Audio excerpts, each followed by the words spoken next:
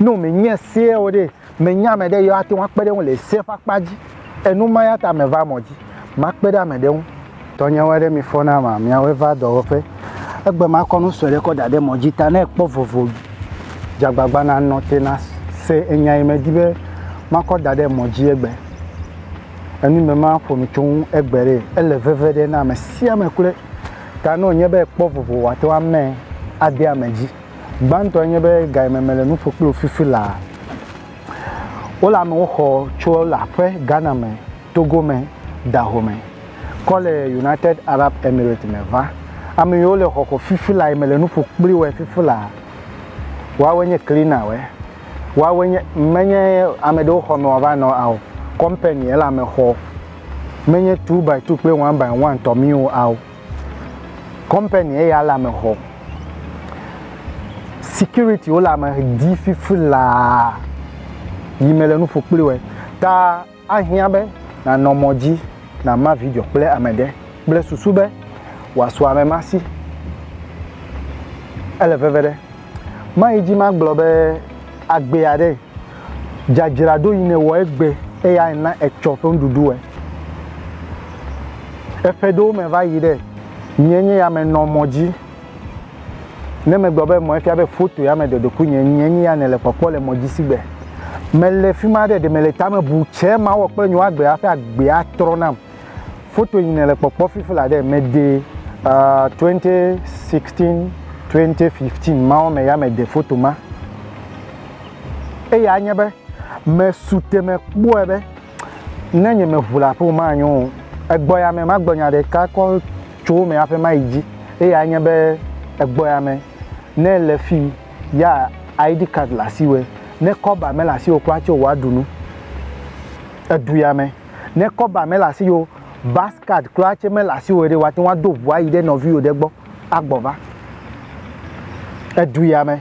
aw traffic ile ya me ba bo me bo edu ya me ma gbo be fu ne po wa me wula de ka ya wa jobe e condition blele fu me e go me nyebe e fi ejo hoho ele ma kwa pa ma ko dade ga me no anyi no ta me bude ta me bubu ma ya me dibe o che na wo me glo e honyere nyo sinya de la University of Ghana penya na mi le nyo video no me po pete vo wa to wa ka video me na po e me fonu glo chonwu be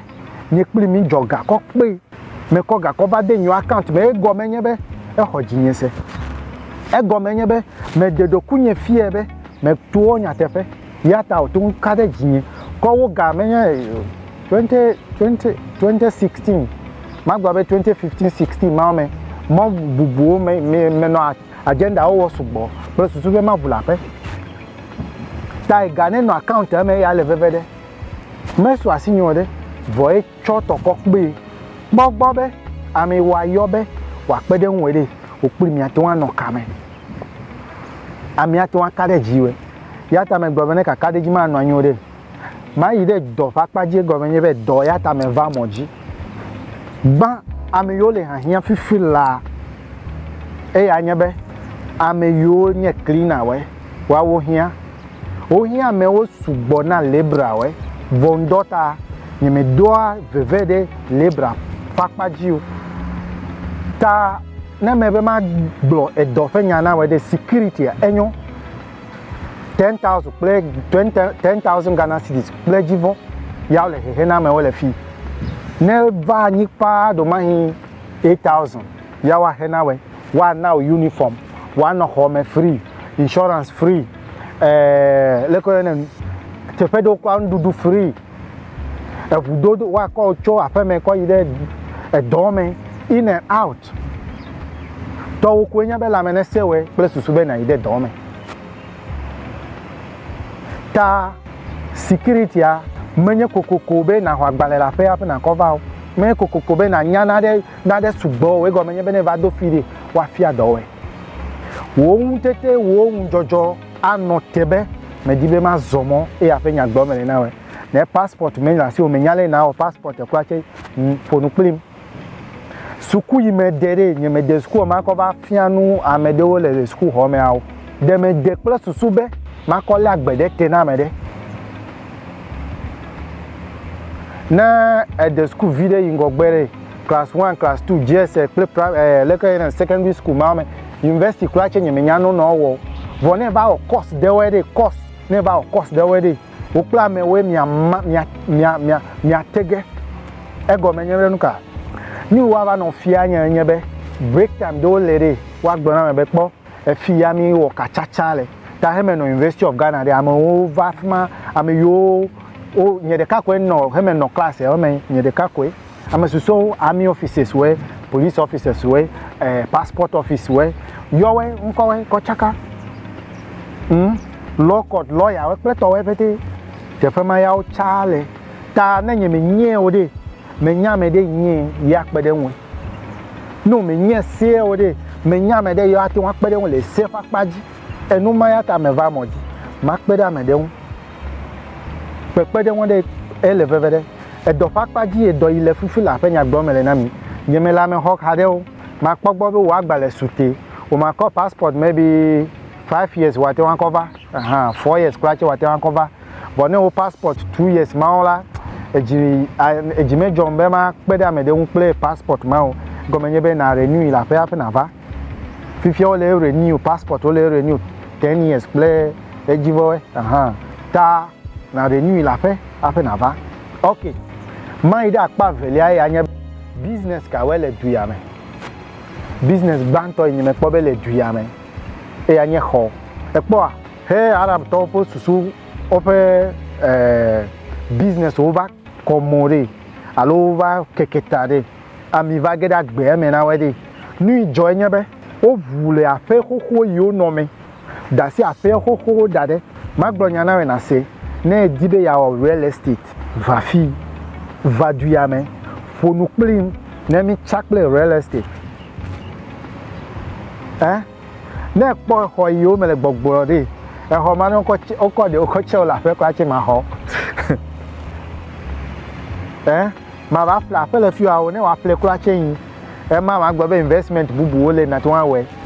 ma ko de o ko da de yin o fi wa to wa we la fe me kokoko be na va fi o na ma be ne ko abe 1,500 Ghana alo 2,000 alo 2,500 ma o me Ghana cedis ati won invest le account de o me ta me koko be na va fi o me no Ghana 2014 alo 2012 ma o me early 2012 ma o me ya over Ghana Dubai to over Ghana real estate to we fifi la o app ye ta wa download app akọ code ko de me ko epa ta me ga hia be no over Ghana o ma va fi o wa no afek ma wa ga no ko ba de o pole fumata akpama che ma business pa paji me ma foncho akpama ma me blo mele gbogbo be me sute nyo number re me ko da de WhatsApp ya ko me ho ma me ga yom direct awo ne me dibe na fonu klim direct ma yento ma ko ma fonu klim ma yo we gba e ke ma wa fonu klim me fia be me po e be sute e go me gbleva e be ga me mele mi asio vo mi dibe me akpede mi anu group a che gede me kla me novi WhatsApp group a yo fifula na nya yo ko e fia mi avububu yiwebe ma va vu telegram 20,000 pledge for ma to ho amewe ami yo mele mo po na we de osugbo apeduko keketa chole vota ko ba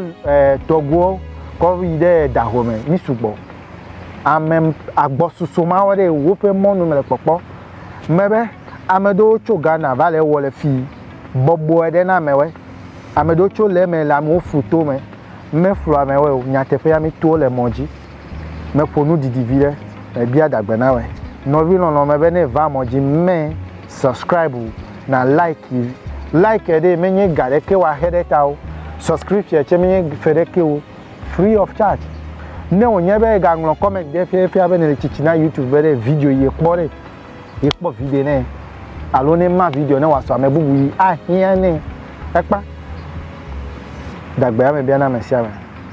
ni anoka